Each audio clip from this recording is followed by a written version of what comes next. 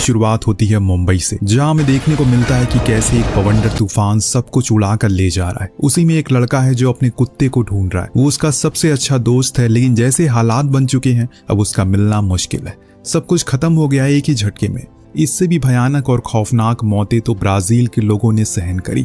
जब वो लोग आराम से बीच किनारे गर्मी में मजे ले रहे थे तो उसी समय समुंदर से उठी एक हवा उनकी तरफ आने लगती है। पहले उन्हें लगा शायद बारिश का मौसम होगा, लेकिन ये उनकी मौत थी। समुंदर से उठी वो हवा खून जमा देने वाली ठंड से भी ज्यादा थी और लोग खड़े खड़े जमना शुरू हो जाते हैं। किसी को कुछ भी समझ नहीं आ रहा है कि हो क्या रहा है। एक लड़की जो खुद की जान बचाने के लिए दूर भाग रही है, उसके पीछे एक उड़ता हुआ प्लेन आकर गिर गया जो बर्फ में जमकर शीशे की तरह टूट जाती है। उसके टुकड़े हर जगह फैल गए। दरअसल ये दौर है 2019 का, जब दुनिया के हर हिस्से में कयामत बरस रही थी। जहां से सुनामी नहीं आई तो वहां पर सूखा पड़ गया, जहां सूखा नहीं पड़ा तो वहां इतनी ठंड पड़ गई कि लोग खड़े खड़े जमने लगे। कहीं पर खून खौला देने वाली गर्मी थी तो कहीं पर खून जमा देने वाली ठंड। पूरी तरह से अब ये समझ में आने लगा है कि रहने लायक अब एक जगह नहीं बची है। इसी बीच 27 देश आगे आए जिन्होंने यूनाइटेड नेशन में मीटिंग रखी। इन 27 देशों ने इस आपदा को झेला, जिसमें भारत भी होता है। सभी ने अपनी बातों को रखा, फिर आपसी सहमति से एक फैसला लिया। सभी देशों ने अपने सबसे होशियार और काबिल साइंटिस्ट की टीम बनाई और उस टीम का लीडर होता है टोनी हैंस।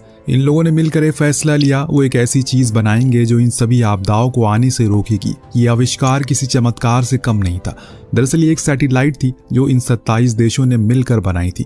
उन्हीं देशों ने अपनी सैटेलाइट को इसमें जोड़ा था, जिसका नाम था टचवुड। ये कोई मामूली सैटेलाइट नहीं थी, बल्कि इसका काम था किसी भी आपदा को रोके। सिर्फ यही नहीं, अगर किसी भी देश के ऊपर कोई ऐसी कयामत आने वाली हो तो पहले से वो भाप कर उसे खत्म कर दे, या फिर ये सैटेलाइट उसे रोकने की क्षमता रखती है। और जब ये बनकर तैयार हुई तो इसे सभी से सहमति से अंतरिक्ष में भेज दिया जाता है। कहानी आगे बढ़ती है और 2 महीने बाद जापान के टोक्यो शहर में बवंडर घातक रूप लेता है। लेकिन इस आपदा में किसी को नुकसान नहीं पहुंचा, क्योंकि इसे रोक दिया था टचवुड ने। इस चीज से पूरी दुनिया खुश थी और ये सच में उन सभी के लिए एक वरदान था।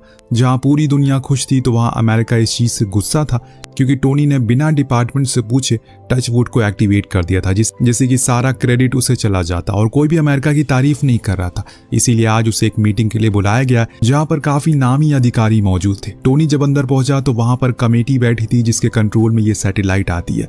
हेड टोनी पर काफी गुस्सा थे, क्योंकि उसने उनकी इजाजत के बिना ये काम किया। उन सभी का कहना था कि वो टचवुड के राइट्स उन्हें दे दे, ऐसा इसलिए ताकि अमेरिका उसे नासा को बेच सके, फिर उसे भारी मुनाफा कमाए। पर टोनी इनकार कर देता है। उसके पास ही पूरे राइट थे, क्योंकि 90% सैटेलाइट जो प्रोग्रामिंग लगी हुई थी वो उसी के द्वारा बनाई गई थी और वो किसी तरह से अब इन लोगों के सामने झुकने वाला नहीं है। वो साफ साफ कहता है कि उसने ऐसा इसलिए किया क्योंकि उसे लाखों लोगों की जान बचानी थी। अगर वो ऑर्डर के लिए रुकता तो लाखों लोग न जाने कब मर जाते। लेकिन कमेटी को उसकी बात से कोई फर्क नहीं पड़ता, उन्हें तो सिर्फ वो राइट चाहिए थे। उस मीटिंग में मैक्स भी मौजूद था, जो जैक का छोटा भाई था, जो उसे मैसेज करके चुप रहने को बोलता है। पर टोनी झुकने वालों में से नहीं है। उसने डट के सारे सवालों का सामना किया, हालांकि इसके लिए उसे भारी खामियाजा भी भुगतना पड़ता है। कमेटी ने फैसला किया कि अब वो पूरा कंट्रोल ले लेंगे, उसे इस प्रोजेक्ट से बाहर निकाल देंगे। इससे हर कोई हैरान था कि टोनी ने सब कुछ बनाया था, अब उसे ही बाहर का रास्ता दिखाया जा रहा है। पर अमेरिका अपनी चाल चल चुका था। टोनी सब कुछ हार चुका था। वोट कर मीटिंग से बाहर आया, जहां उसके भाई मैक्स ने उसे बोला, अगर तुम चुप रहते या फिर माफी मांग लेते तो आज ये नौबत नहीं आती। टोनी अपनी भाई के इस बात से काफी हैरान था, लेकिन बाद में उसे पता चल गया कि आखिर वो ऐसा क्यों कह रहा था। दरअसल मैक्स अपने बड़े भाई की इस कामयाबी से शुरू से ही जलता था।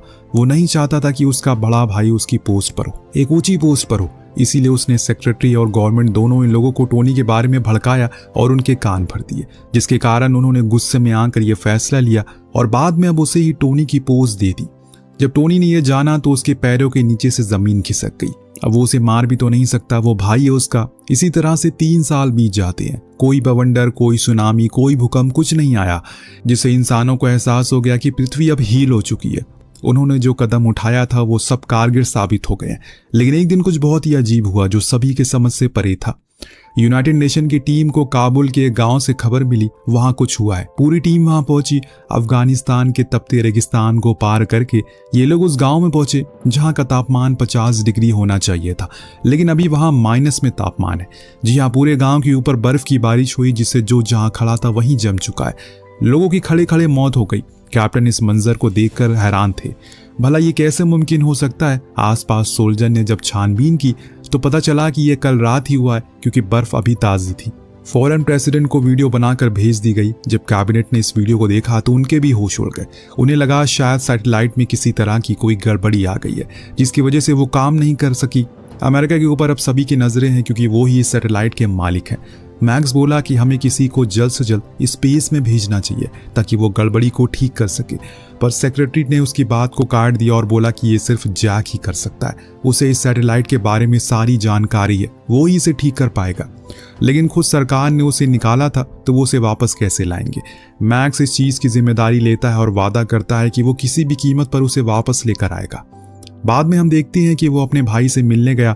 उसे बोला कि उसे उसकी जरूरत है, वो टीम में वापस आ जाए, लेकिन वो उसकी बात शुरू होने से पहले साफ इनकार कर देता है। अब उसका बर्ताव अपने भाई के प्रति बिल्कुल बदल चुका था। जब से उसने वो चाल चली थी तब से वो उसे नफरत करने लगा है। लेकिन मैक्स उसे अपनी बातों के जाल में फंसा लेता है। उसका कहना था टचवुड में खराबी आ चुकी है और उससे कुछ लोग भी मारे गए, लेकिन अभी तो ये शुरुआत है। अगर इससे ज्यादा लोग मारे गए तो पूरी जिम्मेदारी तुम्हारी ऊपर आएगी क्योंकि तुमने ही इसे बनाया था। टोनी सोच में पड़ गया, पर दिल पर पत्थर रखकर बोला कि ठीक है, मैं आऊंगा। वहां दूसरी तरफ अमेरिकन गवर्नमेंट ने भारत को इसरो से मोहम्मद हबीब नाम के एक साइंटिस्ट को इस खराबी को चेक करने के लिए भेजा। तो उसने पूरी सैटेलाइट की जानकारी को एक हार्ड ड्राइव में कॉपी कर लिया, फिर उसे एक सेफ जगह पर ले जाकर रख दिया। परंतु जब वो एक पैसेज से गुजर रहा था उसी समय सारे दरवाजे अचानक से बंद हो गए। हबीब डर गया कि ये क्या हो गया। उसने तो कुछ नहीं किया, अचानक प्रेशर इतना बढ़ गया कि वहां की खिड़कियां टूट गई। तेज हवा के चलते वो वहां से उड़कर बाहर चला गया, जिससे उसकी एक दर्दनाक मौत हो गई। लग रहा है जैसे मानो ये किसी ने जानबूझकर किया, और ऐसा किसने किया ये आपको आगे पता चलेगा। फिलहाल अभी हम चलते हैं हांगकांग। गर्मी बेहद ज्यादा बढ़ गई है। जो लोग वेदर काउंसिल में काम करते हैं, जब वो कुछ सामानों को लेने के लिए ग्रोसरी स्टोर पर गए तो बार बार उसकी बिल्ली फ्रिज में जाकर बैठ जाती है और उसे बड़ा ही अजीब लगा। अंडों को लेकर जब वो बाहर आता है तो एक झटका लग गया, जिससे कुछ ही अंडे जमीन पर गिर गए और उनका वही आमलेट बन गया। इस कदर गर्मी यहाँ पर बढ़ चुकी है, लेकिन अभी तो कुछ और भी होना बाकी है। इससे पहले कि वो गाड़ी में बैठता, लोगों की चीखें सुनाई देने लगी। वहां की जमीन पर लावा बाहर आने लगा था। ऐसा लग रहा है कि वो किसी ज्वालामुखी पर खड़े हैं। अचानक तापमान 100 के पार पहुंच गया। 2 हिस्सों में जमीन बढ़ गई और बीच में से किसी गर्म तपता हुआ लावा बाहर आने लगा। लॉन ने अपनी कार को फुल स्पीड में किया और उसी लावे के बीच से होते हुए आगे आने लगा, लेकिन पीछे लोग मर रहे थे। वो चीखें उसकी कानों में गूंज रही थी। न जाने कितनी लोगों की गाड़ियां उस दरार में चली गई। ऊंची ऊंची इमारतें भी अब ताश के पत्तों की तरह गिरने लगी थी। लॉन जैसे तैसे करके ब्रिज के इस पार आ गया, जहां का तापमान एकदम नॉर्मल था। ऐसा लग रहा है कि मानो यहाँ कुछ हुआ ही ना हो, सिर्फ उसी जगह पर यह चीज हुई थी। ये खबर आग की तरह फैल गई। टोनी को इमरजेंसी में स्पेस जाने को कहा गया ताकि वो जल्द से जल्द उस गड़बड़ी को ठीक कर सके। जाने से पहले वो अपनी बेटी को गले लगाता और उससे वादा करता है कि वो जिंदा वापस आएगा, वो बस उसका इंतजार करे। रॉकेट में बैठकर वो ऊपर स्पेस स्टेशन में पहुंचा, जो उसने खुद ही बनाया था। वहां पर हर देश के लोग थे, जैसे कि आपको पता ही है, पर एक कमांडर थी जो सब कुछ संभालती है। उसने टोनी को टीम से मिलवाया। टीम को उस हांगकांग में हुई चीजों के बारे में जानकारी थी। उनका मानना था कि वो सिर्फ गैस पाइपलाइन के फटने से हुआ होगा, पर टोनी उसकी बात से सहमत नहीं था। जो चीज तान में बर्फ गिराने के पीछे थी, वही चीज हांगकांग में लावा उबलने के पीछे भी है। बस हमें उस चीज को ढूंढना होगा। इस बीच धरती पर मैक्स अपनी गर्लफ्रेंड सारा के साथ कुछ अच्छे पल गुजार रहा था। दरअसल सारा सीक्रेट सर्विस में थी और इन दोनों की मुलाकात व्हाइट हाउस में हुई थी पहली बार। अचानक तभी मैक्स के पास लॉन का कॉल आया, जिसने बताया कि जो हादसा उसके शहर में हुआ था वो किसी पाइपलाइन के फटने से नहीं, बल्कि टचवुड में जो गड़बड़ी आई है उसके कारण हुआ है। लेकिन मैंने जब चेक करने की कोशिश की तो किसी ने मेरा अकाउंट ही डीएक्टिवेट कर दिया। ये सुन मैक्स हैरान रह गया। जब उसने अपना अकाउंट चेक किया तो उसके साथ भी यही सेम चीज थी। उसे लगा शायद ये सरकार के किसी अंदरूनी आदमी का काम होगा, जो गड़बड़ी को छुपाने के लिए सब कुछ कर रहा था। लॉन ने कहा कि अगर ऐसा है तो ये बहुत बड़ी भूल होगी सरकार की, क्योंकि अगर कुछ बहुत बड़ी गड़बड़ी हो गई तो जियो स्टॉर्म आ सकता है, जिसमें चाहे कोई कितनी भी पावरफुल बंकर में क्यों ना हो, वो जिंदा नहीं बचेगा, सब एक झटके में खत्म हो जाएगा। मैक्स उसे शांत होने को कहता है और इतने में सारा तैयार होने लगी। उसे फौरन व्हाइट हाउस में बुलाया गया क्योंकि प्रेसिडेंट ने एक अर्जेंट मीटिंग बुलाई थी। मैक्स को बड़ा अजीब लगा, अचानक इतना भी क्या अर्जेंट है। वहां स्पेसशिप में टोनी के पास सेक्रेटरी जनरल की वीडियो कॉल आती है, जो उसे और उसकी टीम को जल्द से जल्द गड़बड़ी को ठीक करने के ऑर्डर देते हैं। साथ में जो चीज हांगकांग और काबुल में हुई थी उसके पीछे की वजह भी इकट्ठा करने को कहते हैं। टोनी उन्हें यह भी बताता है कि उनकी टीम का साइंटिस्ट मारा गया, न जाने क्या वजह थी उसकी मौत की। अब ऑर्डर मिलने के बाद टोनी पूरी तरह से सतर्क हो गया। सबसे पहले उन सारी सैटेलाइट को वो चेक करना शुरू करता है जिन्हें जोड़ा गया था। उसने सभी को बड़ी बारीकी से जांचा, किसी में कोई खराबी नहीं आई थी। तो वह मेन सैटेलाइट को चेक करने गया। उसके हाथ एक बड़ा खुलासा लगा। किसी ने इस टचवुड को कुछ इस तरह से सेट कर दिया है कि काबुल में गर्मी की जगह बर्फ गिरे तो वहीं हांगकांग में बर्फ की जगह गर्मी हो। कमांडर को समझ में नहीं आता कि ये किसका काम हो सकता है और इसके पीछे क्या मकसद है। इधर हम पृथ्वी पर देखते हैं लॉन जब अपने ऑफिस में काम कर रहा था, अचानक से सारी लाइट ऑफ हो गई। उसे आशंका हुआ जैसे कोई आ रहा हो, इसीलिए वो फौरन छुप गया। उस जगह से जब बाहर देखा तो पाया कि कुछ लोग सूट में आए हैं जिनके साथ कुछ हथियार बंद भी है। वहाँ काफी सिस्टम थे जिन्हें उन्होंने सिर्फ उसके पीसी के सारा डेटा को चुराया, फिर वहां से फौरन चले गए। लॉन को समझ आया कि ये हैकर हो सकते हैं, इसीलिए बाहर आकर उसने तुरंत मैक्स को कॉल किया जो सारा के साथ था। वो उसे कुछ घंटे में न्यूयॉर्क मिलने के लिए बुलाता है क्योंकि उसके हाथ में कुछ ऐसी चीजें लगी है जो सब कुछ साफ कर देगी। मैक्स के पीछे सारा भी थी तो वो उसे घबराया हुआ देखकर उसके साथ चलने को बोली। दोनों 4 घंटे बाद लॉन के पास पहुंचे, पर वहां जब लॉन रोड क्रॉस कर रहा था तो उसके पीछे खड़ा एक आदमी उसे जानबूझकर कार के आगे धक्का देता है, जिससे वो वहीं तड़पने लगता है। वहां इतनी भीड़ थी कि मैक्स उस आदमी को देख नहीं सका। हर तरफ अफरा तफरी मच गई। मरते मरते भी लॉन मैक्स को उन हैकर के नाम बताने की कोशिश करता है, लेकिन उसकी जबान पर वो नाम आए उससे पहले ही उसका दिल रुक गया। मैक्स लॉन की मौत से पूरी तरह से टूट चुका था क्योंकि वो उसकी आखिरी उम्मीद थी, लेकिन उससे पहले वो उसका एक अच्छा दोस्त था। उस हैकर का नाम एक राज बन के रह गया। इधर हम टोनी को देखते हैं जो अपनी टीम के साथ स्पेसशिप में हर चीज की जानकारी ले रहा है। तभी उसे इंडियन साइंटिस्ट का ख्याल आया जिसकी पिछले हफ्ते मौत हो चुकी है। उससे पहले उसे यहाँ भेजा गया था इस गड़बड़ी को ठीक करने के लिए। जब उसने उस दिन का सीसीटीवी फुटेज को खंगाला तो उसे पता चला कि हबीब ने सिस्टम के सारा डेटा को एक हार्ड ड्राइव में ट्रांसफर किया था जिसे उसने किसी जगह पर रखा था। टोनी के लिए वो हार्ड ड्राइव काफी काम की हो सकती है। वो उसे ढूंढने में लग गया, लेकिन हबीब ने वो कहाँ छुपाई है ये पता लगाने में काफी मुश्किल हो रही थी। शायद उसे पता चल चुका है कि अगर उन लोगों के हाथ ये लग गई तो पूरी दुनिया खत्म हो सकती है। काफी जद्दोजहद के बाद टोनी उस हार्ड ड्राइव को ढूंढने में कामयाब हो गया। जब कमांडर ने उसे सिस्टम में लगाया तो जानने को मिला उनके होश उड़ गए। किसी ने सैटेलाइट को हैक कर लिया और कुछ इस तरह से सेट किया है कि काबुल में बर्फ गिरे और हांगकांग में लावा।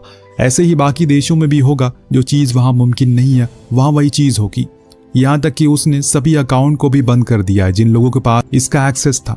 ये जानकारी मिलने के बाद टोनी के होश उड़ गए कि भला ये कौन कर रहा है। तभी उसके दिमाग की बत्ती जली। उसने अपने खुद के देश के प्रेसिडेंट पर शक हुआ। ये काम उन्हीं का हो सकता है। ऐसा करके वो दूसरे देशों को कमजोर करना चाहते हैं, फिर उनके ऊपर अपना कंट्रोल बनाकर इस पूरी दुनिया को कंट्रोल में लेना चाहते हैं। खैर ये तो आज के समय में भी हो रहा है। तो अब टोनी इस चीज के बारे में मैक्स को बता देता है। हालांकि उसे प्रेसिडेंट वाली बात पर तो यकीन नहीं था, लेकिन हैकर वाली बात पर उसे भरोसा था क्योंकि लॉन भी कुछ ऐसा ही बोलने की कोशिश कर रहा था।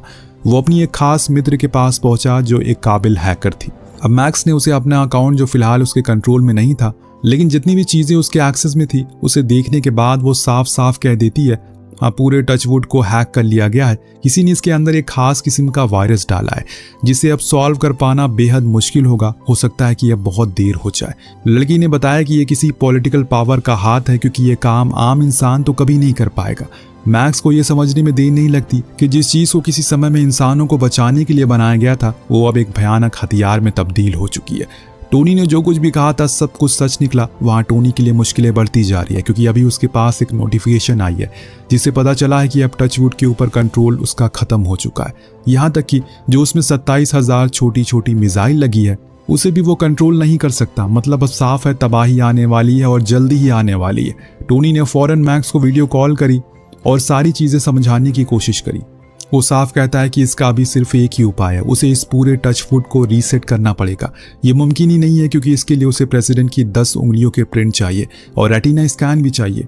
उसके बिना वो सैटेलाइट में कोई बदलाव नहीं कर सकता।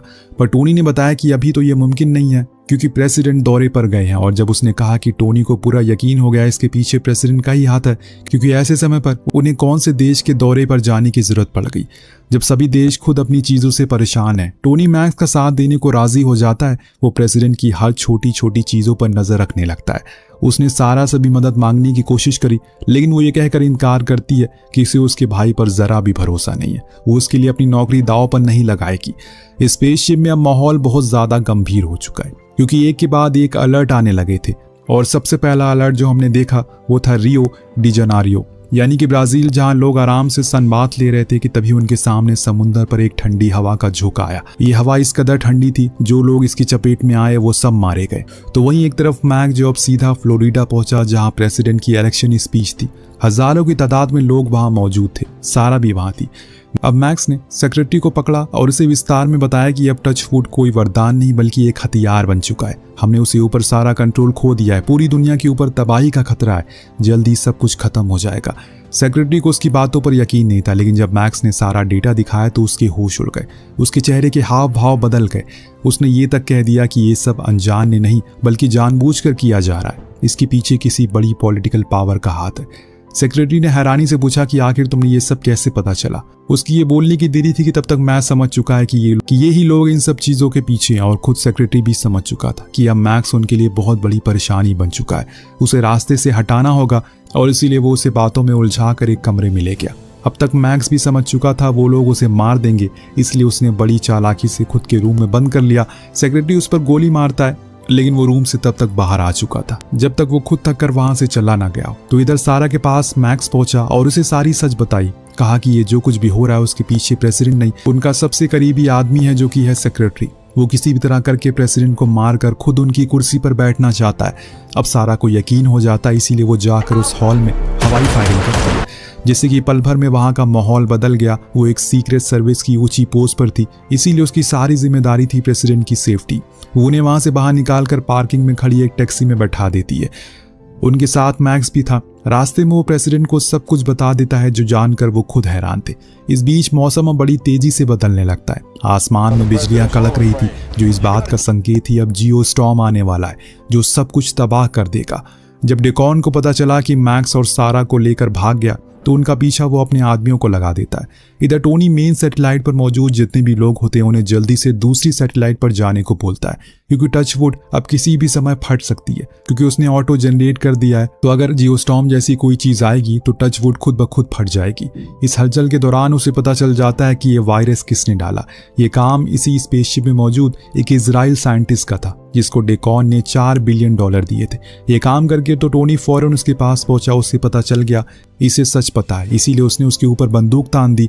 दोनों के बीच में लड़ाई होने लगती है। टोनी ने उससे पूछा कि भला तुमने क्या मिलेगा करोड़ों लोगों को मारकर। तो उसने कहा कि वो अपने देश के लिए कर रहा है, ताकि डेकॉन जब प्रेसिडेंट बने तो अमेरिका और इजराइल दोनों ही इस दुनिया पर मिलकर राज करे। अचानक तभी वहां एक खिड़की प्रेशर से फट जाती है और वो लड़का हबीब की तरह मारा जाता है। कमांडर को जब पता चला कि अब कोई चारा नहीं है तो उसने टोनी से पृथ्वी पर चलने को कहा, ताकि वहां जाकर वो वहां के हालातों को ठीक कर सके। लेकिन टोनी ने कहा कि वो यहीं रुकेगा और इस टचवुड को ठीक करेगा। इसे उसने ही बनाया था, अब वो इसे ठीक कर रहेगा। तुम लोग जाओ। कमांडर अपनी पूरी टीम के साथ वहां से चली गई। इधर पृथ्वी पर डेकॉन अब अपने लोगों के साथ प्रेसिडेंट की कार के सामने आ गया था। उसका एक आदमी बंदूका लेकर तैयार था। इतने में पीछे से सारा आ गई। उसने डेकॉन को बंदी बना लिया। वहां प्रेसिडेंट अपनी पूरी फोर्स के साथ आते हैं और डेकॉन को मौत की सजा सुनाते हैं, क्योंकि उसने जो किया वो देशद्रोह था। इसके बाद मैक्स प्रेसिडेंट को लेकर वहां जाते हैं जहां टचवुड का सारा सिस्टम था। प्रेसिडेंट वहां अपनी रेटिना और अपने फिंगरप्रिंट स्कैन करते हैं, लेकिन तब मैक्स बताता है कि अब इसका कोई फायदा नहीं है। उसने खुलासा किया कि उसने इस सैटेलाइट को इस तरह से डिजाइन किया था कि अगर कोई बड़ा खतरा आएगा तो वो पहले ही ब्लास्ट हो जाएगी। तो अब वो 8 मिनट में ब्लास्ट हो जाएगी, परंतु एक परेशानी है, जियोस्टॉर्म अगले 4 मिनट में आएगा। कमांडर ने भी स्पेसशिप को नहीं छोड़ा। दोनों मिलकर टचवुड को ठीक करने में लग गए। लेकिन अब दुनिया में तबाही का मंजर चालू हो गया था। टोक्यो में बर्फ के गोले बरसने लगे थे। मुंबई में बवंडर आ रहा था जो सब कुछ उड़ा ले जाएगा। रशिया में अफगानिस्तान जैसी गर्मी पड़ने लगी, तो वहीं दुबई में अब भयानक सुनामी आने लगी। जहां पूरा रेगिस्तान था वहां पानी का सैलाब है। वहां ऊपर अंतरिक्ष में अब टचवुड पूरी तरह से टूटने लगी थी। टोनी और कमांडर फौरन एक कैप्सूल में बैठकर दूर हो जाते हैं, जिनके दूर जाते ही पूरी सैटेलाइट ब्लास्ट हो जाती है। पृथ्वी पर मौजूद सभी को लगता है कि वो मारा गया, लेकिन वो अर्थ के करीब आ रहा था। टचवुड के फटते ही जियोस्टॉर्म रुक जाता है। पानी अपने आप घटने लगते हैं। मुंबई में भवंडर रुक गया और उस लड़के को उसका वो कुत्ता भी मिल गया। ब्राजील में भी चीजें शांत हो जाती हैं। ये सब कुछ उस वायरस के कारण हुआ था, जिसके कारण वातावरण में छेड़छाड़ हुई थी। लेकिन अब सब ठीक हो चुका है। लोग खुश थे क्योंकि वो बच गए। टोनी भी उस कैप्सूल की मदद से धरती पर वापस आया, जिसे देखकर हर कोई खुश था। प्रेसिडेंट उसे दोबारा से हेड बना देते हैं। अपने भाई को जिंदा देखकर मैक्स बहुत खुश होता है, उसे गले लेकर अपनी सारी गलतियों की माफी मांगता है। टोनी ने प्रेसिडेंट से भी माफी मांगी कि उसने उस पर शक किया। कहानी इसी डिश के साथ खत्म हो जाती है।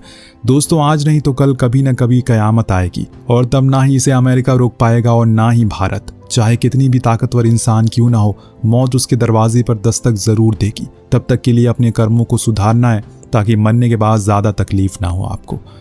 कहानी इसी के साथ खत्म होती है। तो आपको कहानी कैसी लगी हमें कमेंट करके जरूर बताएगा। मिलते हैं अगली वीडियो में। Thank you so much watching. Peace out.